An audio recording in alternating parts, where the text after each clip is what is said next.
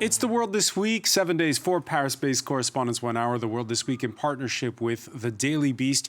Chief football correspondent Christopher Dickey is with us. Oh, I'm sorry, foreign editor. We've been working on Christopher for the last 4 weeks to see if he likes soccer any better. Yeah, well, I watched some very good games, actually. Yeah. He's caught the bug. Except for the last one with Croatia and England wasn't so good. Wasn't so good. All right, we'll talk about that in a moment. Also with us, Judah Grunstein, editor-in-chief of World Politics Review. Where does one find football news on World Politics Review? At worldpoliticsreview.com/football. Okay. Actually, there is no /football. There is no /football, for the record. Commentator and political consultant Philippe Moreau-Chevrolet is with us as well. Hey. Hello. We'll ask you who you're supporting on Sunday, perhaps.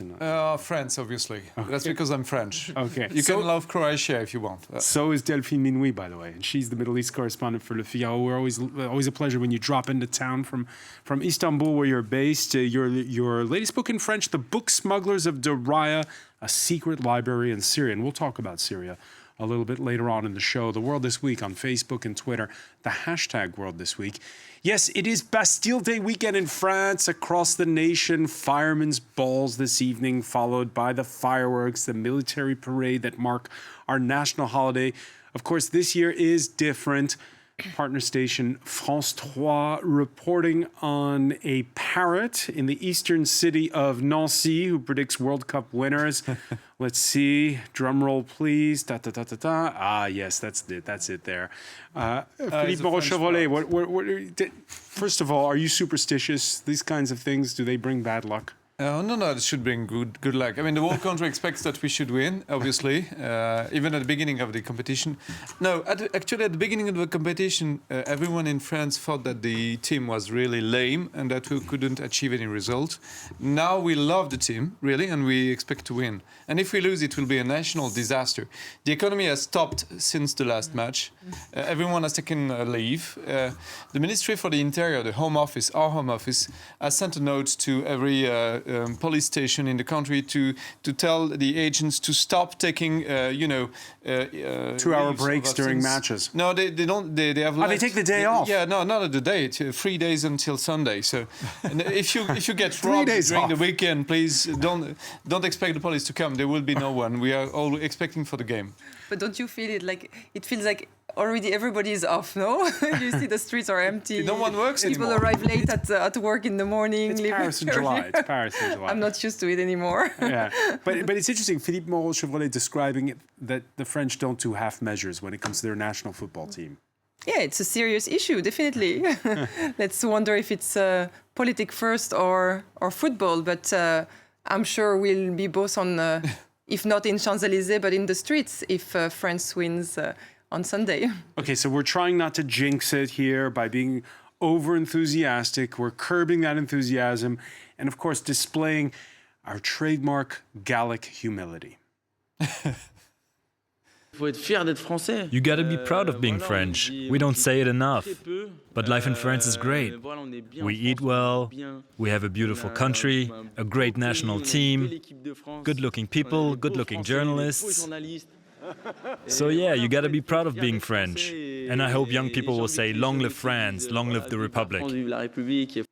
Judah Grunstein, good-looking journalists. Of course. But the backstory there is that the French national team, a lot of the French people and the French national team have a very complicated relationship. Yeah. So as long as the team is winning, it's a love story. And as soon as, not even if they lose the ball during a game, you sense the crowd kind of turning against them.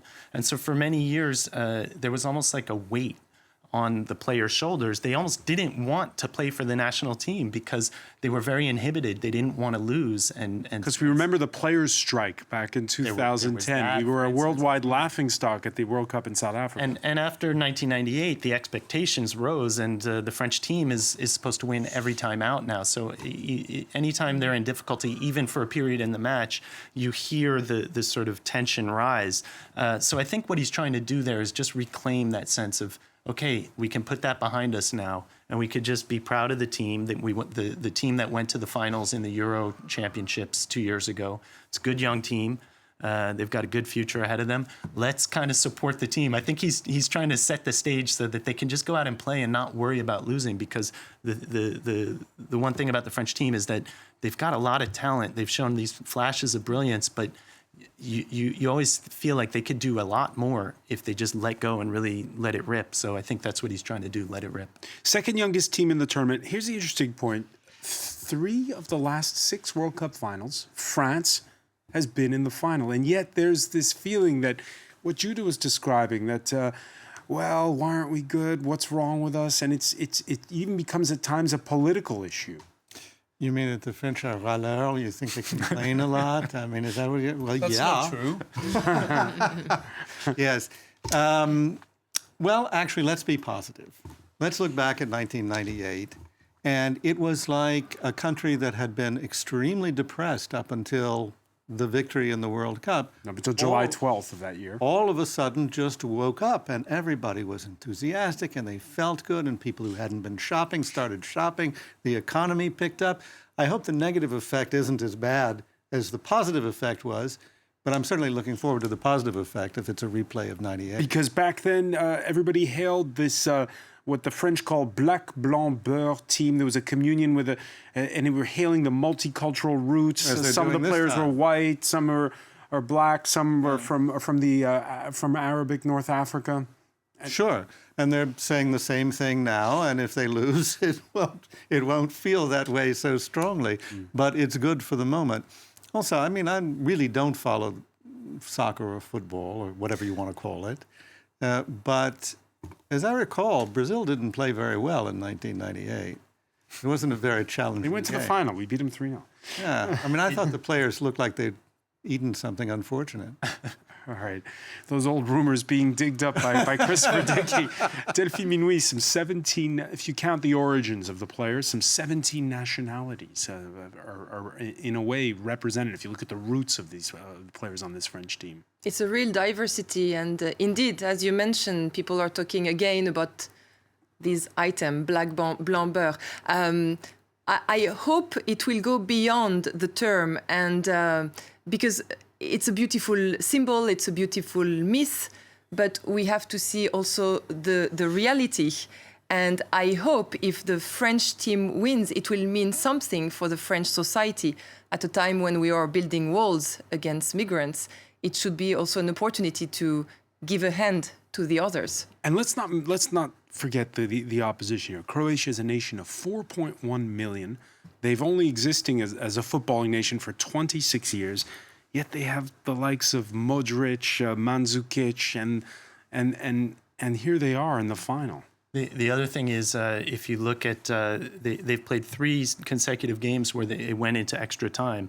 So they've essentially played 4 matches where the French team has played 3 in the past week, 2 weeks. And you can see when you read about some of these players' backgrounds, because this is the generation that were young children during the wars in the ex-Yugoslavia, there's a sense that they have something to dig down into when the going gets tough on the field and when they really need to find something like they needed to against the England squad.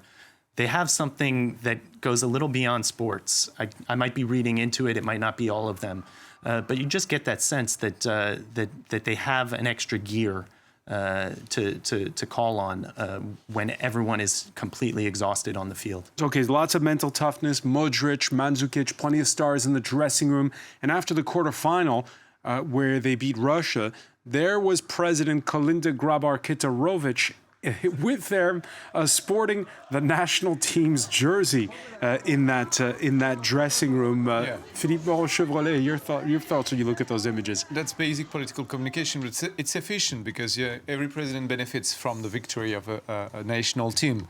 Macron could be commentated as the Is he going to wear the French jersey? No, I don't think so, because it will be it won't be seen that well. It won't be considered that well. It will be reproached with it. It could do it if national team wins. It could do it, maybe because everyone will be so enthusiastic that it will be okay. But he's the luckiest guy. I mean, this guy has all the luck. Okay, he's down in the polls for the first time, really, really low. He's attacked on all sides, and then there is this Deus ex machina thing, and he could be up again. No, yeah, He's really lucky. Macron returning to Moscow for the second time this week. The French president who witnessed Les Bleus' semi-final win over Belgium. By the way, he'll be first meeting with the tournament host, Vladimir Putin.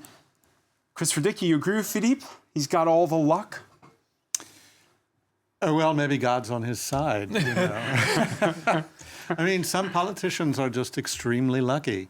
And if they're good politicians and good leaders, then it's good for the country when they're lucky like that.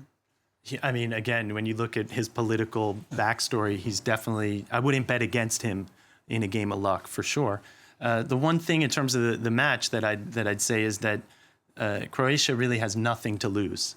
So I think they'll probably be going out there. There's no expectations. It's a small, unified team, small, unified country. I think they'll be going out there probably a little looser, whereas the French, they're expected to win. They've got a big country putting a lot of pressure on them. So I think they might be a little tighter, at least in the start. Once the game gets going, they'll probably both loosen up. Both the French and Croatian presidents will be in the box on Sunday. It's going to be a party, and whoever wins.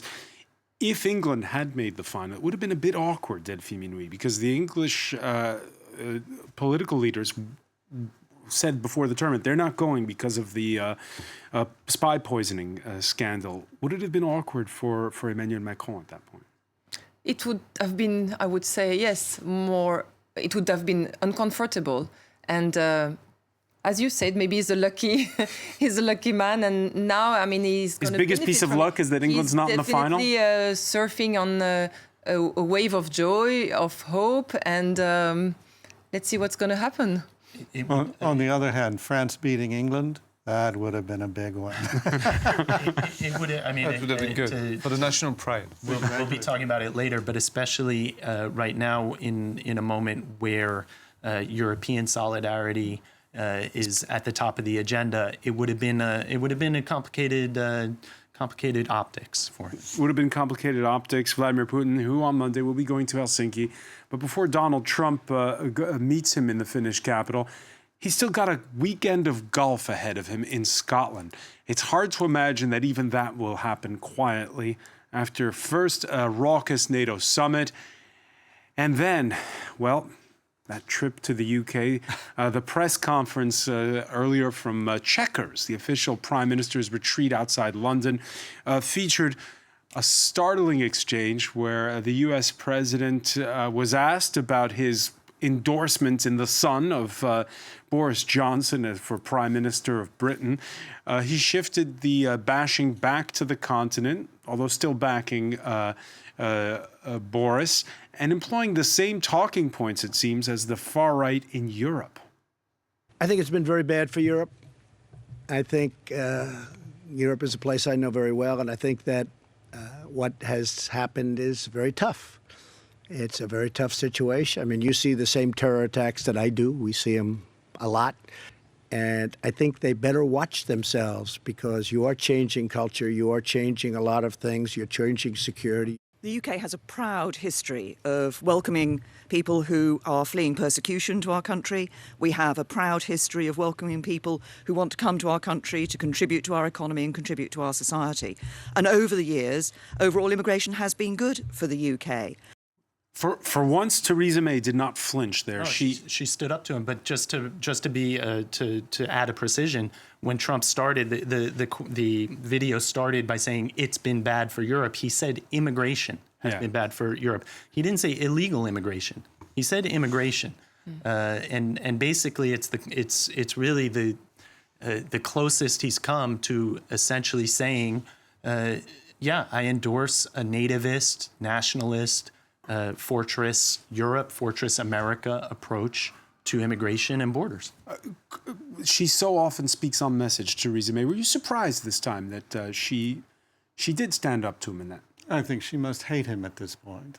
I think after his interview in The Sun, where he endorsed her main challenger in the Tory party, after he basically dissed her entire approach to Brexit, just as she's issuing a 103-page white paper about how it's supposed to work. That's destroyed her cabinet. That's destroyed her cabinet. After all that, she's got to stand up next to this guy. She must absolutely loathe him. And if she doesn't, then she really is a steel lady, an iron lady.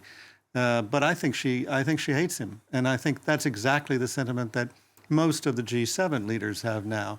They are sucking it up, trying to be nice, but it's very damn hard to do with this blowhard as president. Philippe Moreau-Chevrolet, Trump's remarks, that interview in The Sun, is it going to help or hurt Theresa May ultimately? He wishes to hurt her, but not only the UK, he wants to take on the whole Europe. He wants to fight against the very idea of European construction. And he relays the ideas of what we call the alt-right. And what we don't understand in the current game is that we have two massive political forces. One is the alt-right. The alt-right is the extreme right, mainly on the internet, born in the USA, but which has spread all over Europe, and which is influencing elections in each countries, in our country, France, or in the UK during the Brexit fight.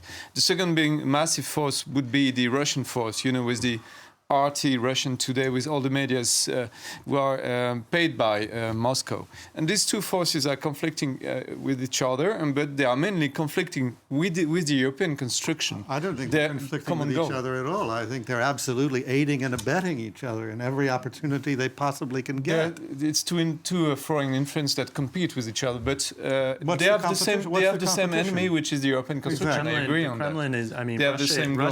Russia is funding a lot of these parties. For instance, in Italy, Russia loaned money to the National Front here in France when they couldn't get a loan. They might. I think that they're definitely working for complementary objectives. Yeah, they want to destroy the European Union, and Russia to make Russia stronger. The other parties to make their national politics and their nations and Steve more Bannon sovereign. is in London right now with his war room trying to organize this. You've got Steve Bannon, Nigel Farage, and certainly Nigel Farage was getting a lot of assistance from and playing a lot of footsie with Russia, with WikiLeaks and so on. So you've got this I hate to be terribly conspiratorial, but in fact there is a conspiracy here, and it's an obvious one, and you see it on its face, which is to divide and destroy the European Union, and especially NATO, if possible. Do you agree, Delphine Minouy, there's a conspiracy? I feel, there is a really sense of some attempt of weakening any form of coalition. European Union is a good example. NATO and is the World Trade another Organization. one. Yes, and also, going back to Trump, there's also the personality of the American president, who is always into provocating. We are always surprised, or even maybe not surprised anymore. No. But I would say what we just saw is a typical Trump performance. He's very good at provocating and then calming things down. Well, or just denying that they happened. Or his interview with yes. The Sun was tape recorded. Everybody's heard, lots of people have heard the tape recording now, and he called it fake news. That's exactly what he said 2 days ago. And then the White House has to issue communiques after communiques, trying to fix things. After he talked about Theresa May, they issued a statement saying that actually he finds her fantastic and how this amazing. how this all bodes for that Monday summit in Helsinki. We'll talk about it when we come back. You're watching The World This Week.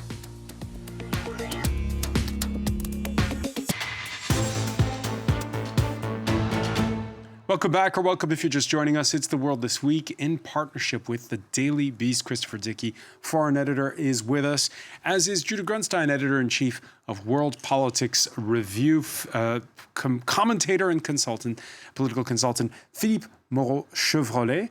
And we're pleased to be welcomed. We always love visitors. Delphine Minouy, who's here from Istanbul, Middle East correspondent for French broadsheet Le Figaro.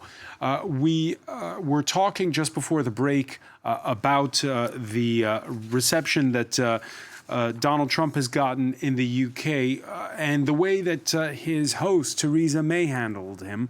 What about Angela Merkel? The German chancellor sat down with the US president at the NATO summit after having to respond on day one of that summit on Wednesday in Brussels to Trump's accusation that Germany is captive to Russian due to its energy reliance and its support for the plan to double capacity for the Nord Stream pipeline under the Baltic Sea.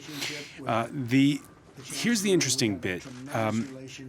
You were talking before the break, Chris Radicki, about the UK Prime Minister biting her lip while Donald Trump was speaking. Angela Merkel's tact with Trump she never seems to actually rise to the bait. She seems to always carry on and she never answers in kind. What do you think of the way Merkel managed Trump during this? Well, but I think this is something that we're seeing with all these leaders, is that they're trying to rise above the way that Trump deals with them. They're trying to be bigger than this. But the problem is he's the president of the United States. And when you have a person like Trump, if there is a person like Trump, who's the president of the United States, who says whatever comes into his head or whatever he thinks is going to weaken and insult his friends especially. You notice that he doesn't attack his enemies very often. He doesn't attack Putin at all. In fact, he says Putin is one of the other great leaders of the world. But he attacks his friends all the time. And it's a classic bullying approach. If you're a weak man who's a bully, which I think he basically is, then you bully the people you know won't hit back. And that's a mistake, I think, for Europe. It needs to hit back a lot In the harder. case of NATO, he says, yeah, I've gotten commitments for more spending. He's calling the summit a great success. And he took Germany to task for not spending enough on defense. Does he have a point? Well, the problem with Trump is that he's often, even when he's right, he's wrong. So, for instance... Because that's criticism that Barack Obama made as well. Of course, and that George Bush before him, and every U.S. president for many... And on Nord Stream, too. Of course, and there are two things. So, to begin with, he calls for the increase in spending. But where he gets it wrong is that he treats defense spending as if it's some sort of zero sum, where if Germany and the Europeans spend more on defense, that means the U.S. is going to spend less. When he's already announced a significant increase to the U.S. defense budget. So even if the Europeans spend more on defense and are more independent in terms of their security, which they should be, it doesn't necessarily mean that the U.S. will spend that much less on defense. So that's the first thing. The second thing that Trump does is that he has a genius for taking the complexity of an issue. In the case of Nord Stream, it's a complex issue. How do you deal with Russia? They're a rival. They're an adversary. Are they an enemy? In some ways, yes. In other ways, we still have to deal with them on Syria. We could get their help on North Korea. So it's a complicated issue. And Europe happens to be dependent on Russian energy. They've been trying since 2006 to reduce that. They haven't really done a good job at that. So what Trump does is he says, look at this. And he reduces it to some sort of simplistic formula that either Russia's an enemy and we invade them, or they're not an enemy and you buy gas from them and we disband NATO. Now, of course, it's not that simple. There are complicated trade-offs. There are competing interests. Now, what he does, though, is he uses that complexity to essentially undermine the legitimacy of the normal way of conducting diplomacy. He delegitimizes it. A broader question, Philippe Moreau-Chevrolet. You've had those 2 days in Brussels, that NATO summit that brought together all the leaders who are part of the Atlantic Alliance. You've got next Monday in Helsinki, where it's going to just be Trump and Putin. Is anything really happening at these things, or is it all just political theater, just so that we can see them all together in the same room? That's the main question about Trump.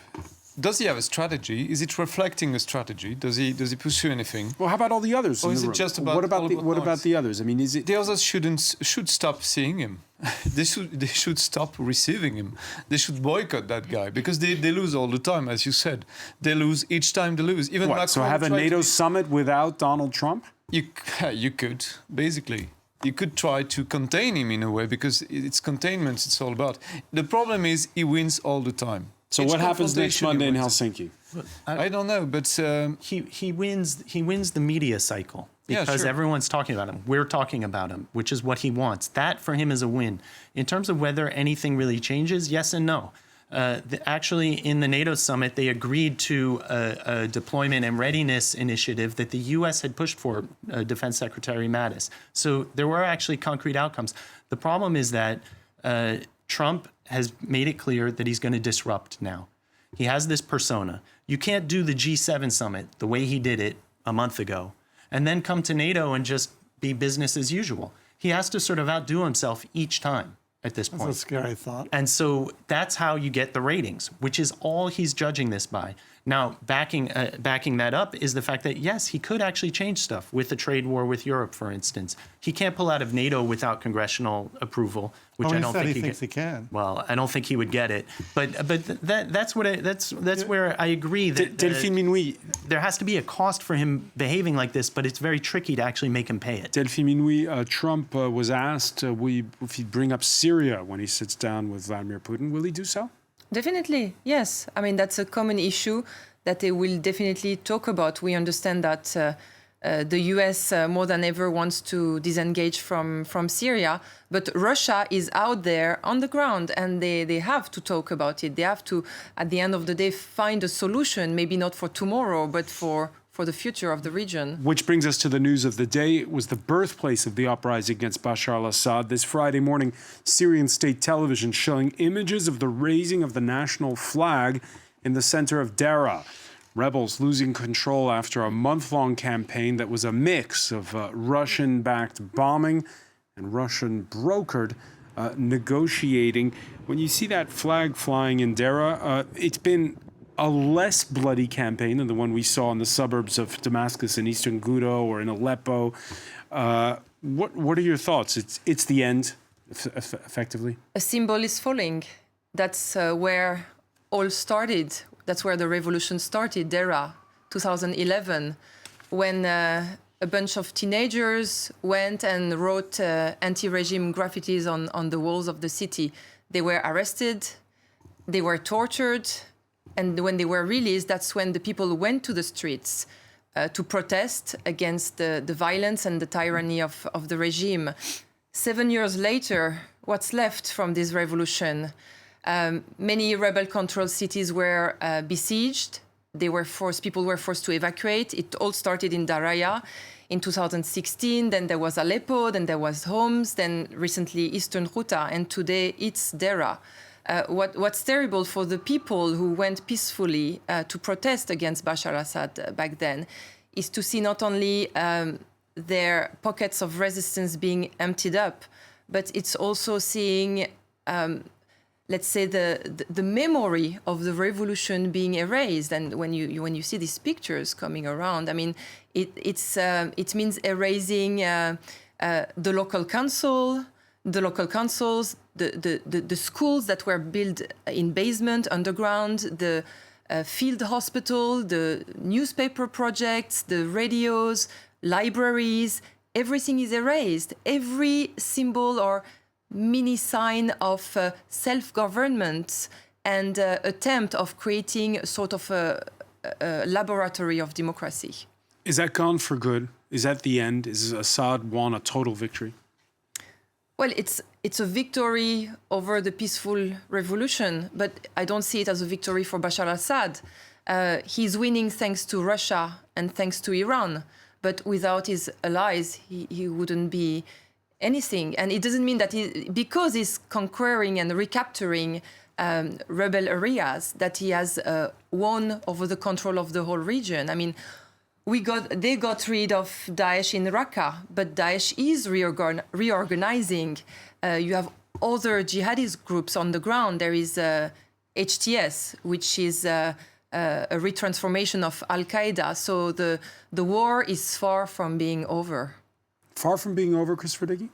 Well, I think the war that was in any way related to the kind of democratic aspirations that Delphine is talking about, that's over.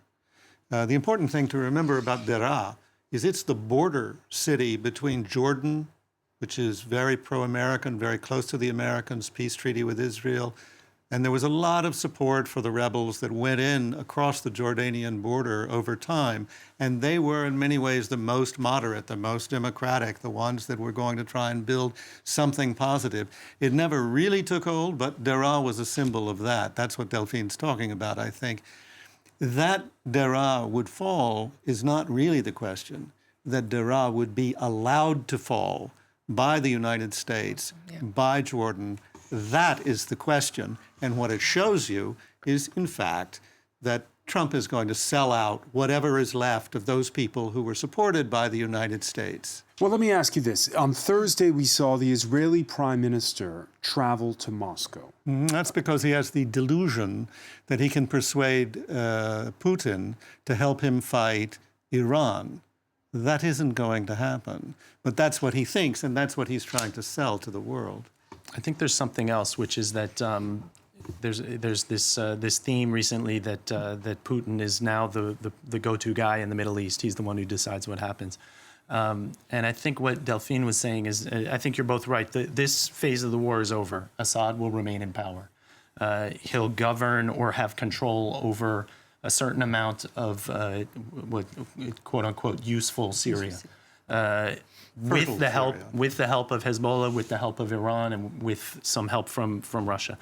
But there will be more fighting. There will be car bombs. There will be insurgent attacks. There will be skirmishes. There will be settling of accounts. What can Russia actually deliver? What can Russia deliver? What can Russia force Assad to accept that he doesn't want to accept? They haven't shown that they can do anything on that. Why do you think they want to? I think that Russia, in some ways, wants some sort of stability and thinks that I think they understand that there would be more stability with a government, a coalition government, or some sort of transitional government. But they can't get Assad to do anything. They can't get the Iranians to pull out because Assad is the one who decides if the Iranians are there. They have a model for this sort of thing. It's Chechnya. It's called Chechnya. Right. So you go in and you level whole areas, then you you embrace some of the former rebels, even jihadists. You bring them into the system.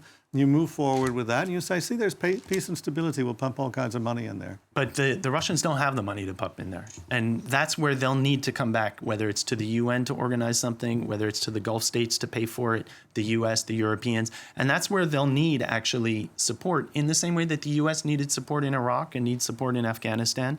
And I think that that's where there's a little bit of a short-sighted view of this Russian takeover of the Middle East. I don't think Putin can actually deliver what people are expecting him to be able to deliver. And I think that the tragedy will be that actually Syria will remain in a sort of in-between, not war, not peace, and certainly not reconstructed or redeveloped. But there's a lot of places like that. I was just in Ukraine last week, and you go to Kyiv, and you have no idea there's a war going on. Right. There's a war going on out there in the east.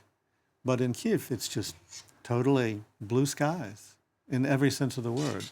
And you could easily have something like that in Syria. Yeah, there's a war out there in the desert. You got Daesh doing its thing out there. Okay.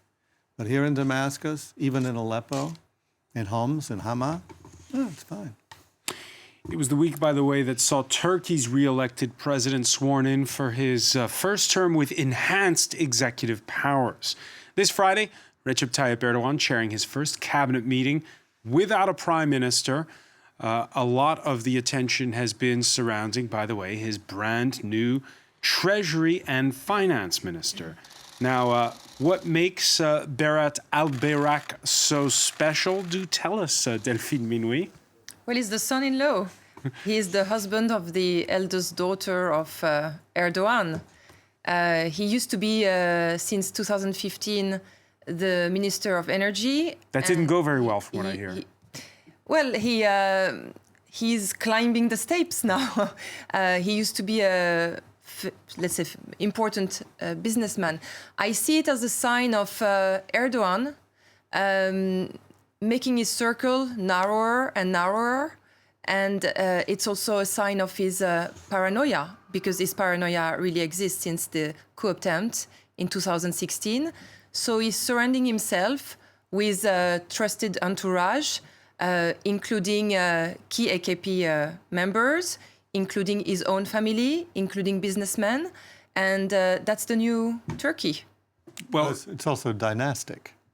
I mean, when you have somebody who's married to your daughter, who's in a position like that, you basically are creating a situation where if anything happens to you, the government stays in the family. Definitely, it raises fears among the opposition of real nepotism. And it reminds people of what was seen back then in Iraq of Saddam Hussein and other surrounding countries. Currency markets don't seem to appreciate this election. Turkey's experienced the biggest weekly loss for the lira since the height of the financial crisis of 1 decade ago. The lira has lost 22% of its value against the US dollar this year. Philippe Moreau-Chevrolet, your thoughts as you look at that graph over the past week with the announcement there of the son-in-law to the finance ministry. And nobody doubts that this is a nepotism playing on. Nobody doubts that Turkey... But can Erdogan stare down the markets? Yeah, it can, of course. I mean, it's... nobody would bet on Turkey becoming the nation it was before. I mean, it's like a spiral of decay, because we can see that politically they are closing themselves upon themselves, and we see a lot of violence outside of the borders. I mean, in France, we saw people attacking newsstands because a newspaper magazine did make a cover on Erdogan, which was not a good cover according to them. So it's like they had a cover of Erdogan. What was it called? Something like the dictator, I think was the... Yes, something like that. And you know, there is the Turkey for me is really the symbol of euphemization of the language, of the political language nowadays, right? Because we all know that Turkey is a dictatorship. Nobody doubts it. But we use another set of language, which is a non-liberal democracy. You know, illiberal democracy. It's a good concept in political science, in theory, but practically it's used by countries like Turkey and their allies in order to say, look, we are quasi-democracies. More than 85% of the population turned out to in the general election. Yeah, but when you don't have any opposition, it should be 99%. No, but you don't have any opposition. There was some uncertainty in terms of the polling. There were some expectations. The opposition definitely underperformed the polling, but there was some expectations that the opposition might even actually be able to force the second round. The one thing about Erdogan is that he's always governed from his origins. He's a mayor. He hands out money, and he hands out projects, and he makes sure people are making money around him. And he's managed the economy. His big selling point until recently was that people were doing better than they were before. Let me just finish. Everyone, yeah, sure. He had an economy minister who was generally identified with the prosperity of the country. A couple of years ago, I don't remember exactly what happened to him. But it's a question of the team. The markets. The currency market doesn't look and say Erdogan made things great. They look at it and say his team made things great for the economy, and that team doesn't exist. The thing is now that he's got a pretty secure hold on power, because there was a transitional period where he lost his majority. He had to go back for new elections. Restart the referendum or pass the referendum to get the presidential powers. Now he's assured of a pretty stable hold on power for the near future. And there's some talk that he can return to a more technocratic management of the economy. I'm just saying what I've read. Delphine, what's the forecast now? Because they said, after the election, the political tension is going to go down. We won't see as many political prisoners and the such. That was the feeling, but he didn't give a right sign a few days before taking power officially, when he started purging 18,000 more people out of their jobs.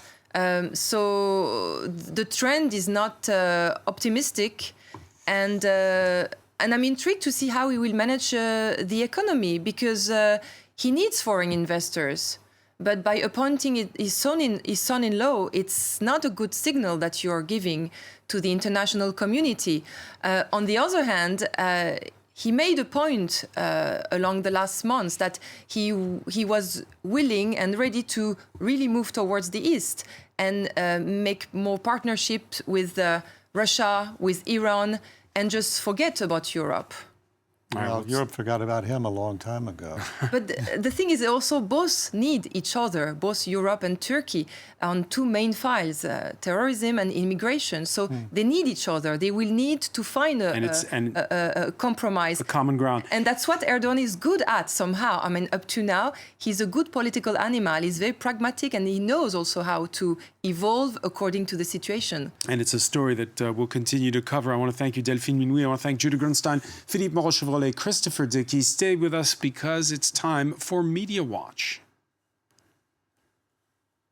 And here comes Emma James. Well, this is the fun part. Yes. Don't often have to do the entrance like that. Yeah, because we can cross to the live images from Trafalgar Square, where it's been packed. Absolutely, yes. The protests have been far and wide in the United Kingdom as Donald Trump has made his not quite state visit, because that honour was taken away from him because of all the controversy that he kept courting with regards to the United Kingdom. So this was a scaled back visit. But one of the things that people were very upset about was that he still got to meet the Queen. People guard her very close to their hearts. She's 92 years old now. And Elizabeth Windsor, which is a spoof account, of course, for the Queen, tweeted this earlier today: "Tell him one's not in," and you can see her peering around the net curtains there. With her frowny face. Yes, absolutely. She does do that very well, it has to be said. The cartoonist Placide doesn't think she's in for an easy ride meeting Donald Trump. It does seem to have largely passed off without too many mishaps. He wasn't necessarily very gallant, kept her waiting a while, and apparently stopped right in front of her at one point. She had to walk around him, which isn't really the done thing. But it could have been much worse.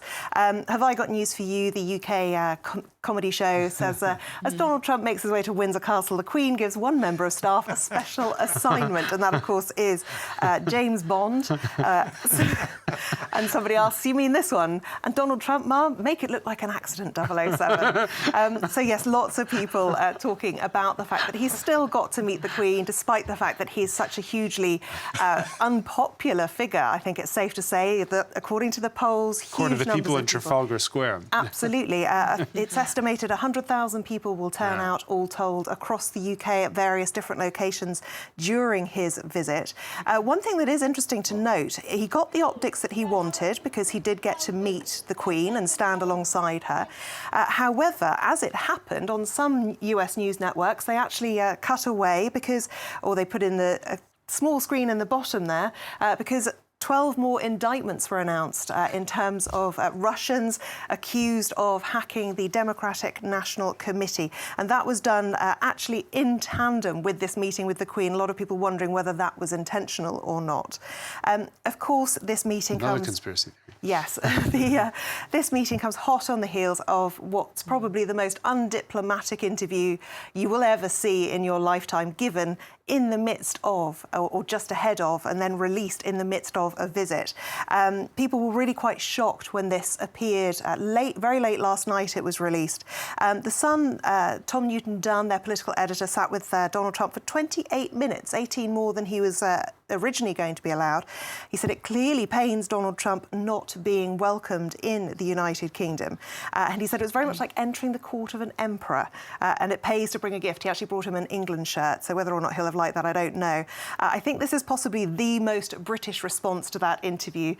Sam Gyimah, the MP, says, "Where are your manners, Mr. President?" A lot of other people considerably more angry about what he had to say. Others, however, think that Theresa May should have taken a very Love Actually approach to a response to this interview. Now, you may remember the movie. It starred Hugh Grant. And Billy Bob Thornton, right, is yes, the US absolutely. Yes, the bullying president. Right. Hugh Grant was the bumbling but very lovely and delectable British Prime Minister. But they were competing for a girl, so it's not like... Well, you would be more aggressive competing for a girl, actually. But a lot of people drawing comparisons and thinking Theresa May should have That's the French way of seeing it. I'm sorry. Brian Klaas saying a lot of Brits waking up this morning to try Trump's Sun interview and hoping Theresa May steals a few lines from Hugh Grant and possibly does this too, because he does a rather funky dancer in the movie if you haven't seen it. She hasn't done it yet, huh? No, I don't think so. I just put this in because I like to see Hugh Grant's bum wiggling. It's always a pleasure. Other people saying there's only one way to deal with an American president who pulls this kind of thing on your soil. So people really very into this Love Actually theme. It's been trending a lot in the UK. If you haven't seen the movie, well, this gives you an idea of what was said. We may be a small country, but we're a great one too. The country of Shakespeare, Churchill, the Beatles, Sean Connery, Harry Potter, David Beckham's right foot, David Beckham's left foot, come to that. And BBC Three has actually created its own version of part of that speech from Love Actually with Theresa May and Donald Trump. It's done in a slightly bizarre fashion, but it's still worth a look. Take a look. A friend who bullies us is no longer a friend. And since bullies only respond to strength, now onward I will be prepared to be much stronger. And the president should be prepared for that.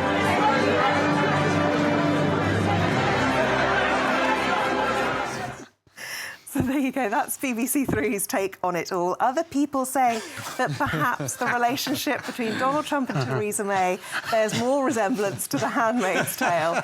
I've seen quite a few versions of this circulating. She kind of added to the inevitability of it by wearing that red dress last night, and obviously the hat was added on. Some people saying she should now be referred to as of Donald. And this will run, of course, all weekend because he's going golfing in Scotland. I want to thank you, Emma. I want to thank our panel once again. Thank you for joining us here in The World This Week.